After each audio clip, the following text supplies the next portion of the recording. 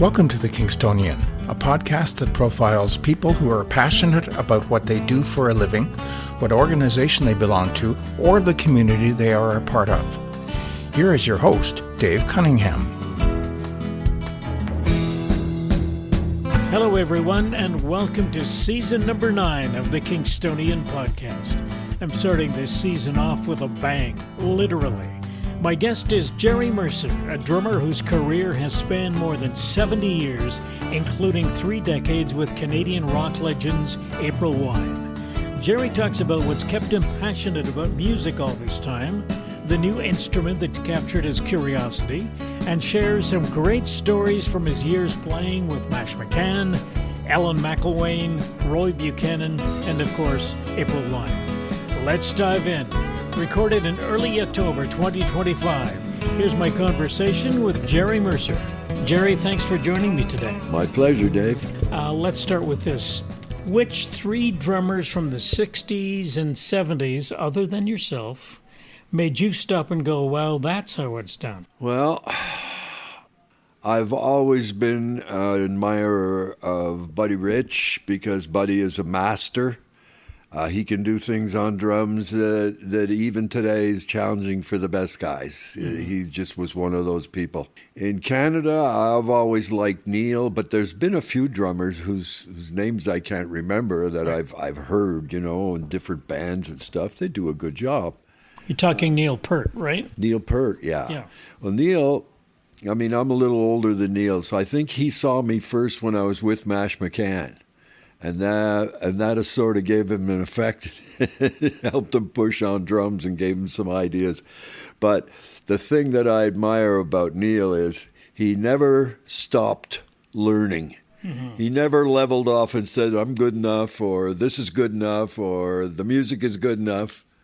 He always pushed himself and pushed himself in different directions. I mean, that whole thing he did with the National Hockey League, he went on and played that entire theme and everything.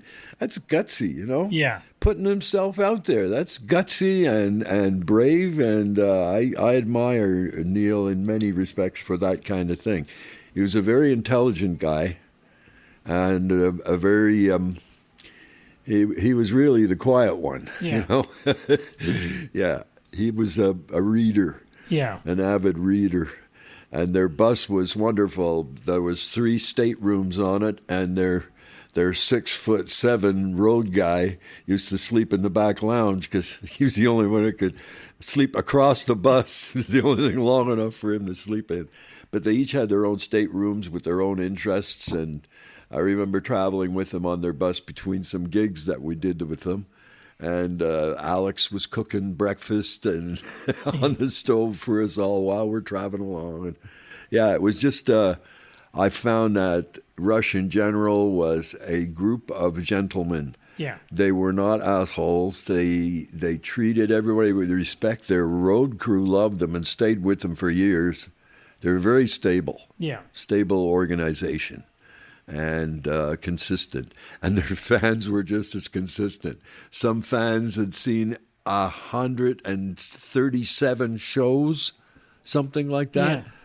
Unbelievable. I mean, crazy. Many of their fans seen over 100 shows. People would take their week or 2 or 3 summer vacations and sort of plan it around where Rush was touring. And follow them around. That's devotion. Right? Oh, yeah. So we've had Buddy Rich and Neil Peart. And, of course, Bonzo.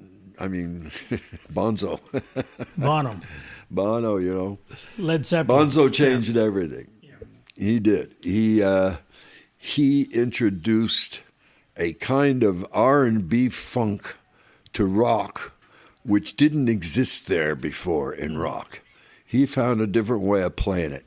And I've never been a drummer to try and copy another drummer. I mean, I like Buddy Rich, but there's almost nothing I can do that he can do. You know what I'm saying? We're in 2 different worlds of drumming. So I never tried to copy anything he did. And I never tried to copy Bonzo, except in the attitude the feel of whatever I did. I try to keep him in mind because that feel that he developed. But you can't copy somebody and make it feel like them, really. Yeah. You still have to be you. You got to be you. And if you're not, you can't be consistent. If you're being you, you'll be consistent and having fun doing it.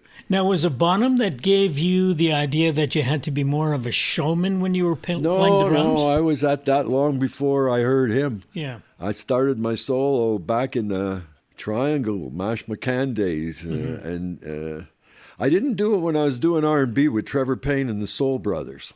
Trevor and the Soul Brothers, that was all through the early 60s. Right.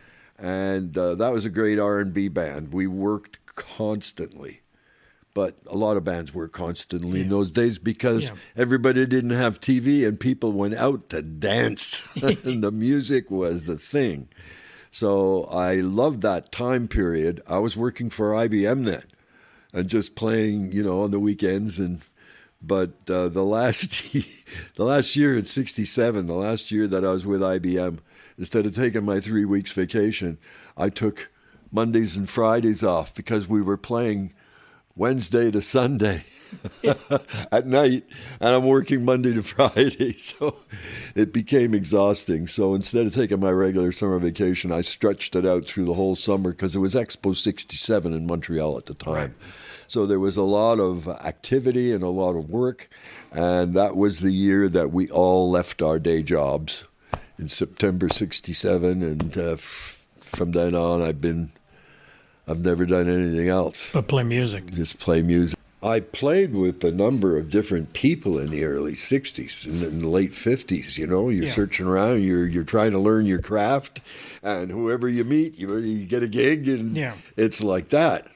I'm playing with a lot of different people. So the groups that I played with, the Firebirds, I played with a group called the Firebirds for three to 4 years. And then that morphed into Trevor Payne and the Soul Brothers because that group didn't want to practice anymore, didn't want to grow anymore. That's where they were. But I hooked up with another group called the Dominoes, which was Pierre Senecal and Ray Blake and another drummer. And one night the drummer was ill, and they called me if I could sit in, and I had my left leg in a cast. I had come home from Switzerland and buggered up my knee, my left knee. So my left leg was in a stovepipe cast, so I couldn't deal with a hi-hat. Yeah. But I told him that, and I said, but I'll come out and play with one leg and two arms if you're stuck. And so that's what it was. I was going up the stairs carrying my drums up to the second floor, and I'm on crutches. But we got them all loaded in, and I played with them for the night, and we had such a good time that I joined them. When you're bouncing around from band to band like that in the early days, how long does it take you to figure out how to play with that particular band when you're moving? I work by instinct. I have excellent musical ears. Yeah. I hear harmonies. If there's three people singing, I can listen and hear add a fourth harmony where there's holes, where they're not covering. I can't even explain that, but I have excellent music. Not perfect pitch, and certainly not the best musical ears in the world, because there's some musicians that they absolutely floor me with what they hear when it comes to chord changes. The chord changes they come up with is beyond my imagination. Yeah. So, but within the realms of what I'm led to do, my musical ears are great. Yeah. So I've always moved from group to group. I didn't have to figure out. I never stopped to think about, well, how do I play with these guys? I just played. I listened to them and responded what came to me naturally to do. Every time I was working with April Wine and we were working on a recording, we would do multi-recordings of the basic track, because it would just be myself and a bass player and one of the guitar players going out to do all the basic tracks to the tune before the extra guitars and the vocals and all the stuff came on. Yeah. And I don't think I ever did two tracks exactly the same. I might have done 6 tracks of the same song, but you won't find the same passes in the same place all the time. I never nailed myself down unless a pass was absolutely germane to what everybody else in the band was doing. I mean, it was a whole organized, orchestrated section. Yeah. Then whatever pass went into that, I always stayed consistent with it. But if there was room for improvisation, I always thought of something different, trying to maintain the feel and groove. That was the key. And no matter what you do, it's about the feel and the groove with drums. Yeah. How did you get involved with Mashmakhan? That was in Montreal, right? When I was with the Firebirds, they disbanded. I joined the Dominoes, which was Pierre and Ray, and Brian Edwards was the bass player and lead singer for the Dominoes. So when I joined them, that's what became Mashmakhan. Okay. Without Brian, it became the Triangle. Okay. 3-piece group. Then we brought Brian back into it. It became 4. We called it Mashmakhan, and that was how that fired off with Brian Edwards on bass and lead singing. The song that we remember Mashmakhan for is As the Years Go By. Were you involved in that particular tune? Absolutely. That wouldn't have been recorded if I hadn't been there, as a matter of fact, because the producer was a New York experienced at what he was good at, but what he wanted us to do was be what we were not. He was telling us we should do a version of Love Child and we should do this and that. And As the Years Go By was the squarest, whitest, least interesting song he ever heard. And he didn't want to record it. And I had to fight with him. And Pierre, I mean, it was causing Pierre to start to drink because he wrote the song and we worked it all out. We polished it and it was ready to go. And the public seemed to respond to it. But this guy hated it. And what? He never saw us on stage. He's a New York producer. He's there to produce our record, and we present him our songs, and he goes, pfft. So I said, this is one of our originals. People like it, and we want to record it. So we're going to record it. He says, okay, but I'm not going to spend any time on it. So we started into the basic track, and we got about halfway through, and they stopped us in the control room. Something in their end, microphone or something wasn't quite right. So we counted it in again and started and went from top to bottom, and that's the basic track that people are still listening to. Talk about Montreal at the time as a place where music was being Montreal played. was amazing in the 60s. Before everybody had television, there were clubs all over town, and lots of places for local musicians to play. My alma mater was the Esquire Show Bar. The Esquire Show Bar was the only place in town where all of the musicians who were on what they then called the Chitlin circuit, where they would be going from state to state, city to city, doing their thing around the states, and they'd pop up to Canada, and the Esquire Show Bar was where they went in Montreal, nowhere else. And then they'd move on to Toronto. I think they might have played at the Brass Rail, or there was one Toronto club where they always appeared at. And I would go to that club 7 nights a week if the right people were in there. It was crazy. I would finish work and I'd be in the club by 9:30, and the music went till 3 a.m. And there was always 2 bands live. And when one band finished after 40 minutes, they would go into something called intermission riff. And one by one, the musicians of the other band would come out and replace the guys who were on stage. So another sax player would come out. They might even play together to finish the thing. But otherwise, the other guy would leave. A drummer would come out and have a drumstick. He'd come in on the ride cymbal, and the other drummer would slip out of the seat. The new guy comes in and picks it up. So intermission riff was started by one band and completed by the other band. And when it was done, they started their set of music. And when they were finished, they'd go into intermission riff, and the other musicians would all come out and change one by one during the song. And this was continuous music from 9 till 3 a.m. And all good R&B drummers. And I'm sitting at the bar, and I can reach out almost and touch the bass drum. There was a distance between where I was sitting. The distance to the stage was the width that you need behind a bar to walk around, bartenders, 3-foot space, whatever.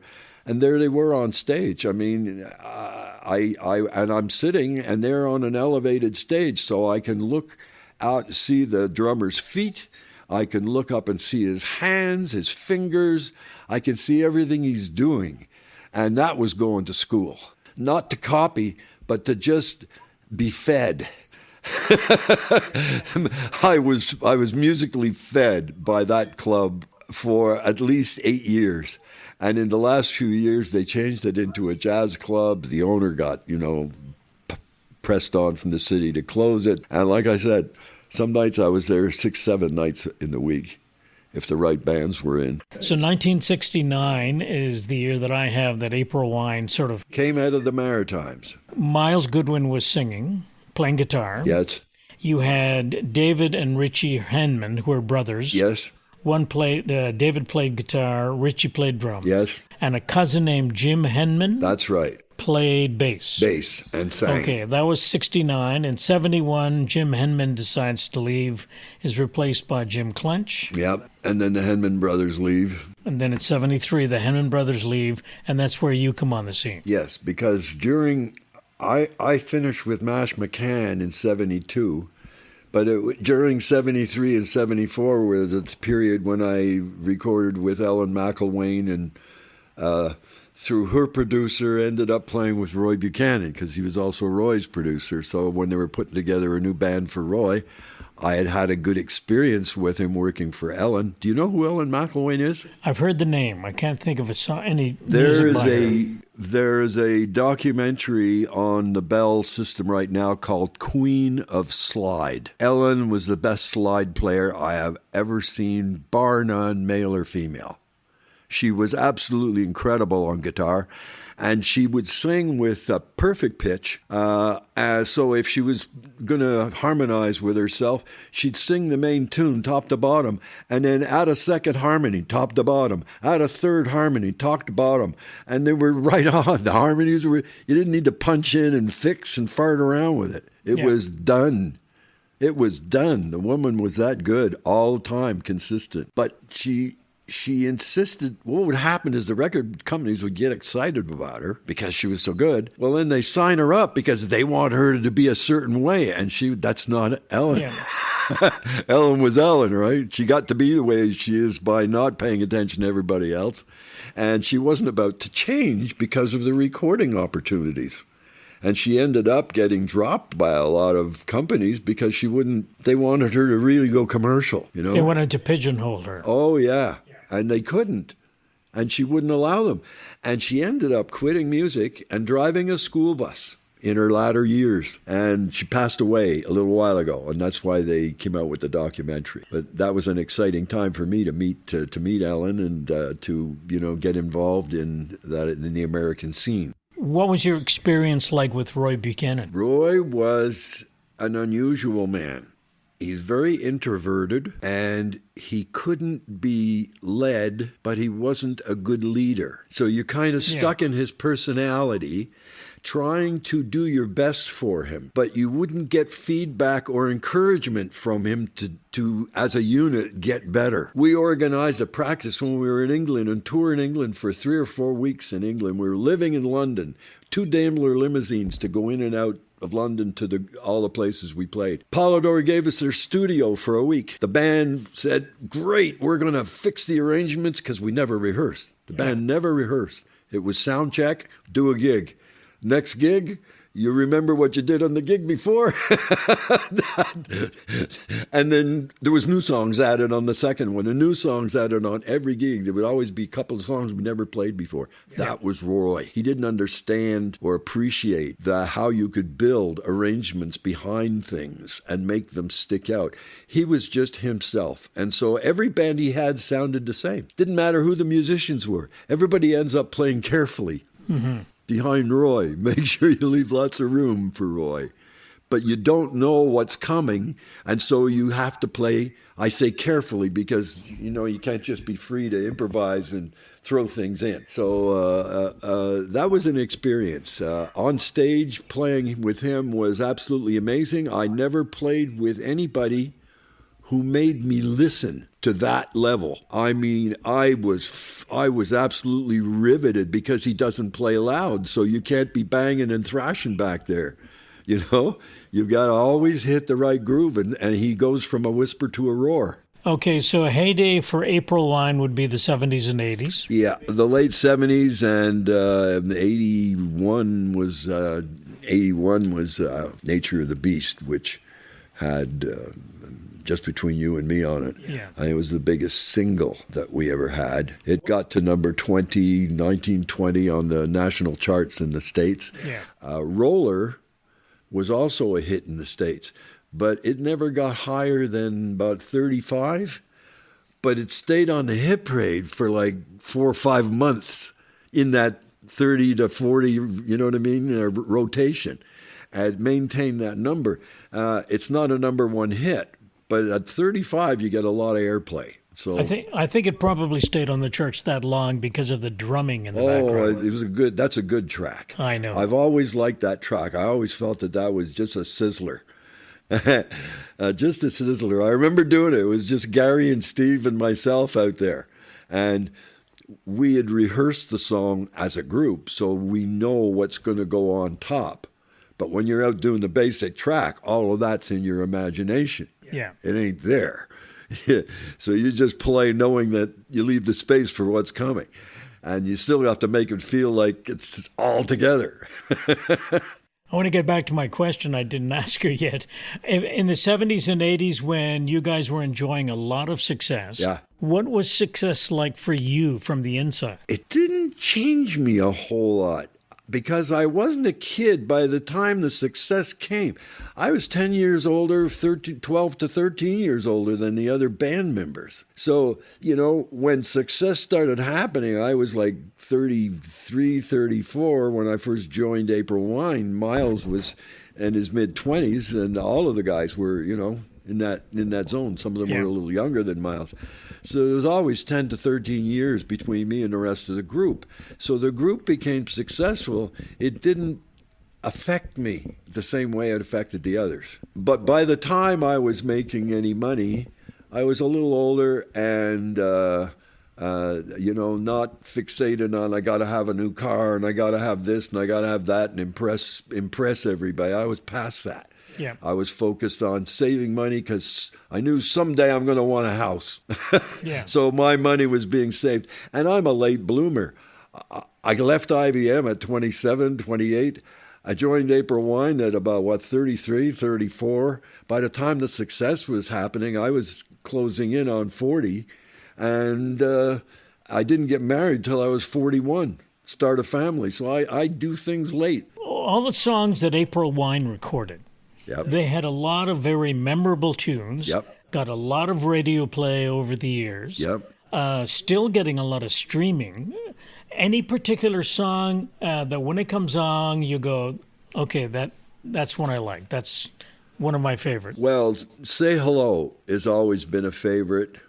I think it's a unique kind of feel, that song, because the guitars are sort of playing in a beat of 6 against the drums, which are in a 4/4 time. So the downbeat of the guitars is da da da da da da da da da da da da. So the first time da da da is on the bass drum, and the next time da da da da da da comes on the snare, because I'm boom boom boom boom boom boom boom boom boom boom boom boom boom boom.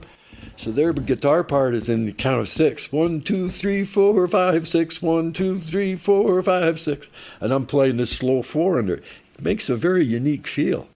And so that's one of my faves. And also because it was produced, that album, Harder Faster, was produced by Nick Blagona, who was my favorite all-time record producer / friend.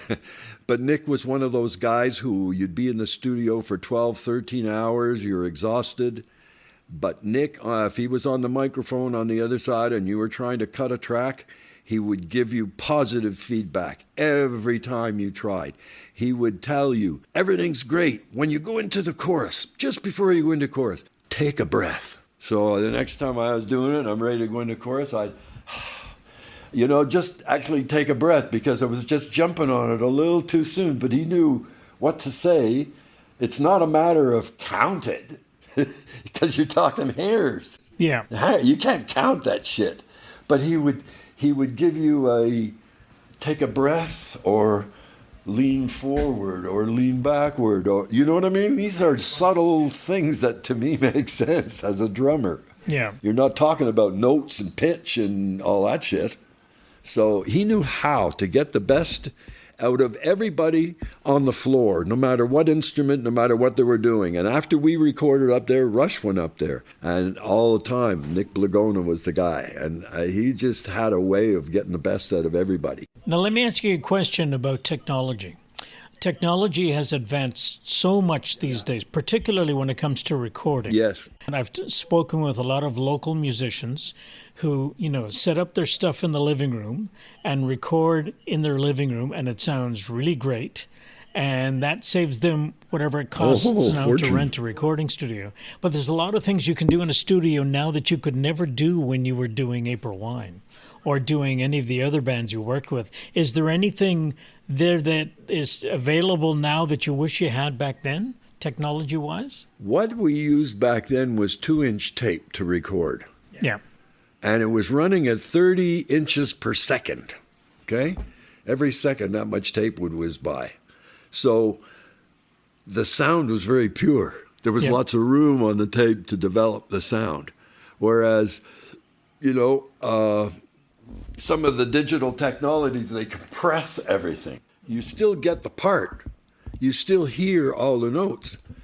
But there's a difference in the way the sound breathes.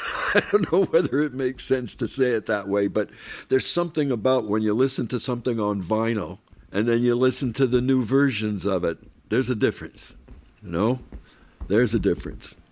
So I like the technology. I mean, for years, drums couldn't punch in. You couldn't punch in. You played your basic track from count in to last note. And if you made mistakes, then you did it again, and you did it again until it was right. But there was no punching in and out. You needed a break in the music of at least 1, 2, 3, 4, boom, and then you're going again. You needed a 4-bar break with no cymbal overlay, nothing over the top, a dead beat a break for 4 beats. Then you could possibly say, well, up to the break is good. Let's punch in at the break and go from there. You know what I mean? Yeah. That gave me a chance to do a song in 2 sections. Yeah. So once you had the front satisfactorily performed, then you could focus on the end, and that was good. You can stop looking from top to bottom all the time. So that was always good. Now, once the technology got developed, they could punch you in almost any note, and the only problems were what you were playing at the time. If you had, if you'd crashed a cymbal and then there'd be a something left over from that cymbal going into where they punch you in, that wouldn't work. So you still had to be careful about how it worked, but you could always find a spot. You could cut it on a snare stroke instead of cutting it on a bass drum stroke with a cymbal crash. Yeah. Because you're not dealing with the whole band. You're dealing with the drum track. So there's ways and ways. I appreciate the new technology, but it's gotten to the point where I don't like the music that's coming out because they all sound the same. The style, everybody's doing the same kind of vocal gymnastics, and the melodies are very limited most of the time, limited kind of melody, which may repeat while the chord changes behind the melody might move. But very often the same line is a repeated line in the verses. And very often that same repeated line is almost the same melody when it gets to the chorus. Maybe different words, a different message, but that's the way I'm hearing a lot of songs these days. Now, every now and then there's a beautiful piece of music created. Yeah. I'm not saying it's all shit, but most of what I see when I see groups come on Saturday Night Live and, these are contemporary groups, and Most of it. I'm not impressed. I watch the late night programs. Usually they always end up with some artist getting up to perform one song or two songs. And there's only a few that I see, and I'd like to play that. I wouldn't mind playing drums in that group, you know. Is there a big group that has been out there a while that you would love to have jammed with? Yeah, Tower of Power. That bass player and that drummer and that baritone sax player and the rhythm guitar player, they made things happen in that band that were just unique. And it didn't matter what lead singer they had, that rhythm section just popped. And I always enjoyed what David Garibaldi was like a music professor.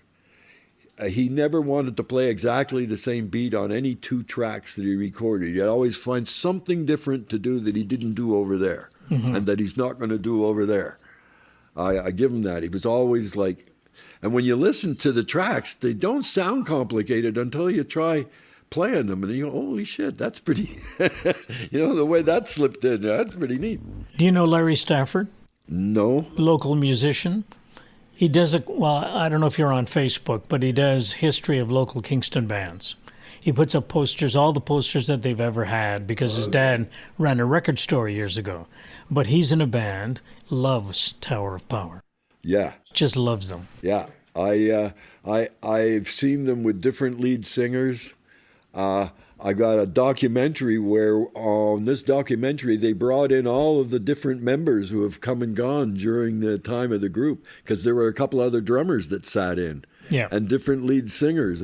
But that bass player, and when you listen to him all alone, he almost sounds sloppy. Yeah. But his 16th note pattern and the way he played it underneath everything, it's like there's a feel to that. It's just so undeniably.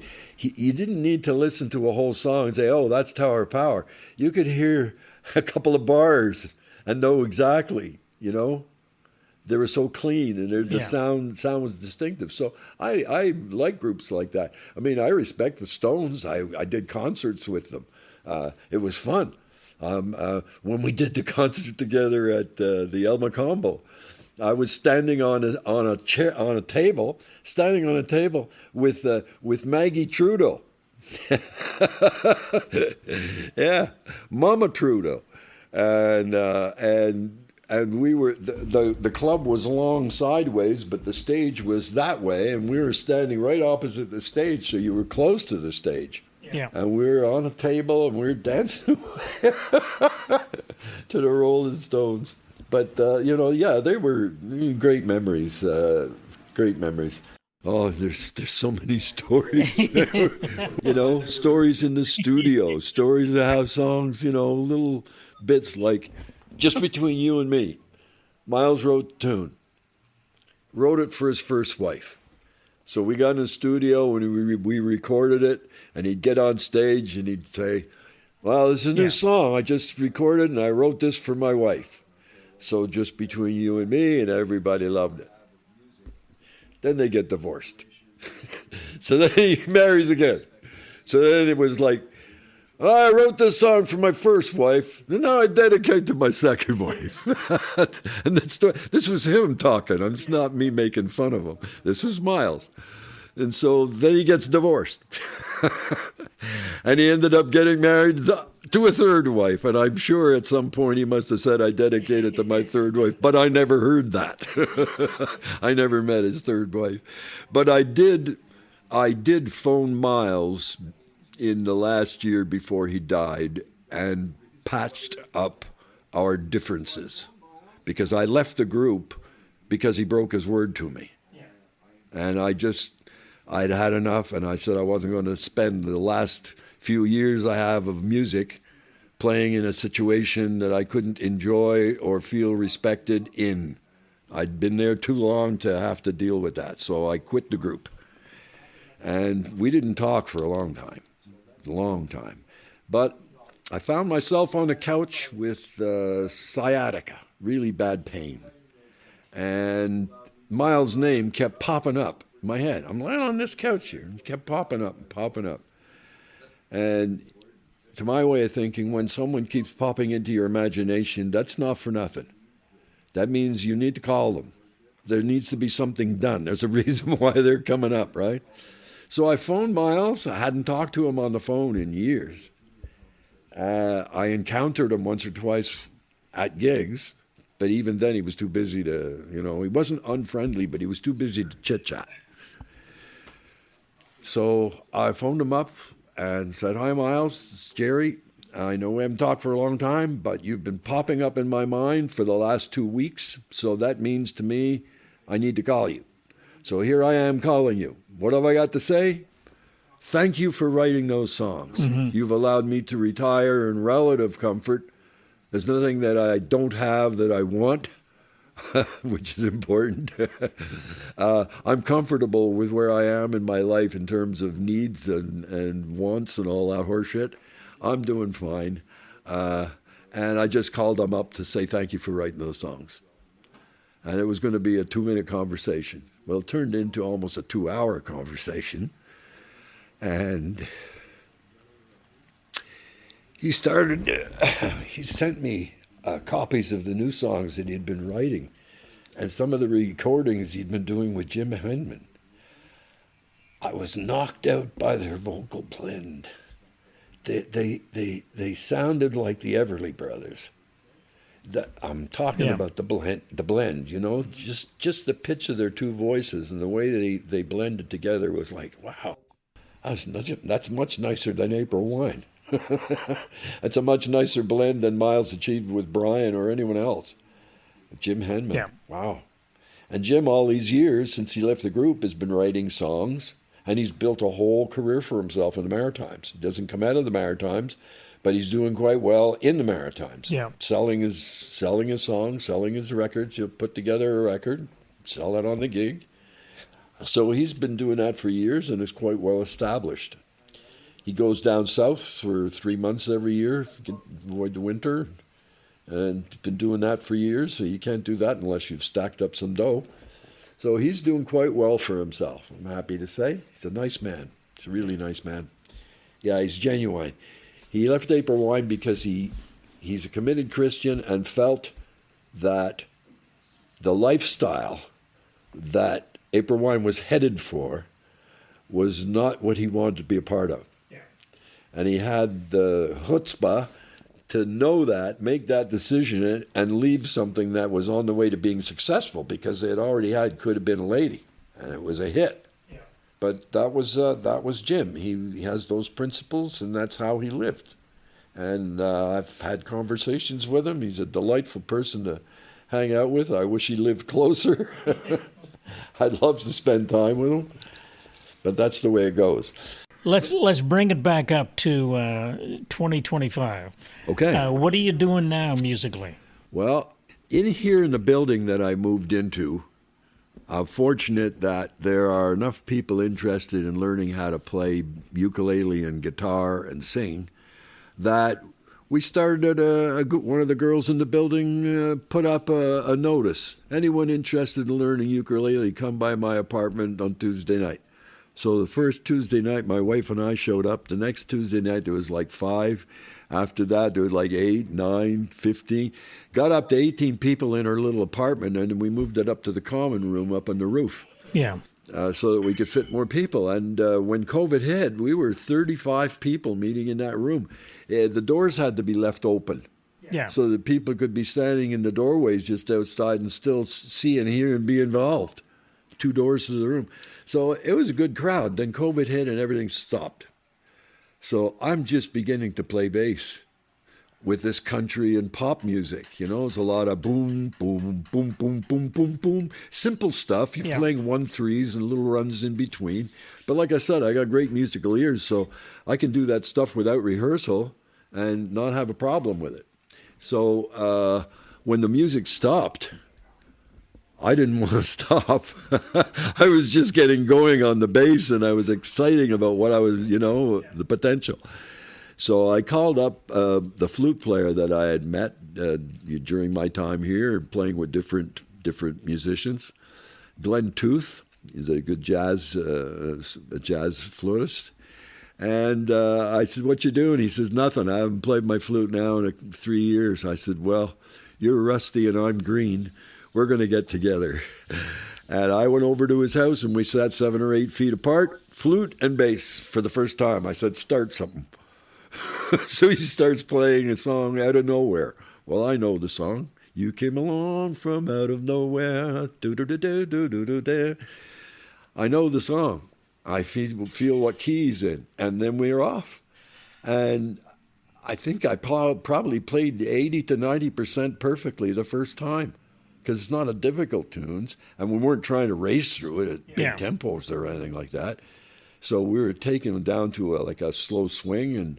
But to be able to just play from top to bottom on a song that I never played before, but I know in my heart, I know it.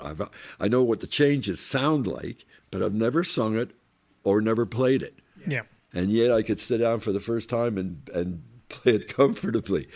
All of those type songs that have vocals to them, whether I sang them or not, I listened to the vocalists, so I knew the songs. Everything that Sinatra did and everything that Tony Bennett did and all these beautiful classic ballads and everything, they're beautiful compositions. I love that music. Yeah. I like it for the sound, for the melodies, for the changes, and the lyrics. So now, you ask me what am I doing in 2025? I'm collecting songs that I want to sing. I haven't sung really in years, and singing with the people in the building upstairs has reawoken my desire and my voice. And now I want to learn at least half a dozen April Wine tunes so that I can do my rendition of them very simply. Just myself and the bass with a hi-hat and a tone block to do backbeats. I would like to accomplish the goal of playing my songs on the bass and being able to sing and play my own percussion well enough that I feel comfortable with other musicians joining me. I'm not hunting and pecking and trying to figure out how to play the songs, you know? I know them. I've played them often enough by myself. So that's the pressure I'm putting on me.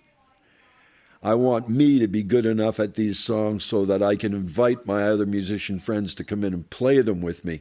Yeah. And they'll know what to do because my parts will be solid. When you're solid, everybody else can join you and they know what they you know what I mean? It makes it easier on everybody. And I'm playing percussion with my feet as well as I have a percussionist. So I'm setting the time with the bass and what I'm doing with my feet. So he's accompanying, you know? And it gives the group a totally different sound with no drum kit. There's no bass drum and snare drum and ride cymbals, and that's what you're used to hearing. So I called the band Clear Breeze, and I described the music as friendly jazz. It's mostly standards that people know, are familiar with, songs that have been sung for years by great singers. And it's just that. It's friendly jazz. It's do the tune, play the melody, improvise a few choruses, and boom, and then another song, you know. There's no 20-minute solos, not John Coltrane type stuff. So that's what I'm doing now, and I am enjoying the process, and I'm so grateful and thankful every day that in spite of the fact that physically, I mean, at 86, everything isn't working perfectly, you know. There are various problems, but I can still move my bass and my little amplifier and my foot crap around and set it up. I can't deal with drums anymore. I mean, I got no place to store them, first of all. But even if I did, making 5-6 trips out to carry my drums and put them all in the car, and then drive to the gig and unload them into the gig, set them up, play all night. That's the easy part. That's the fun part. And then start tearing them down when you're tired. And then got to get them back in your car. Then you got to get them home and get them out of your car and take them somewhere. That is too much physical work for an 86-year-old. I'm sorry. Yeah. So that's the reason why I'm not playing drums anymore. Not because I don't like them and not because I don't feel them, because I sit here in my chair and I hear drum parts funky drum parts. I'm always twitching in my chair. My hands are going and my feet are going. My wife thinks I'm cracked up, but she can't hear what's going on between my ears. So I look spastic, but there's groove in the spastic moves. There's a groove.